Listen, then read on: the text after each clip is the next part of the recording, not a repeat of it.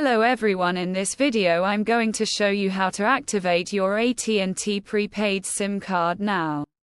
Let's go straight ahead to the steps. If your device uses a physical SIM card, then insert a SIM card into your phone. Once done, and turn it on. It may take a few minutes for your initial plan payment to process. You should receive a confirmation text. Once done, you'll be ready to go. If your device is used as an eSIM, turn on your device, scan the QR code from the eSIM activation card with shipped to you and follow the prompts. If you're having issues activating your eSIM, now click this link and scroll down the instruction for your device. If you're having issues activating your eSIM, don't worry.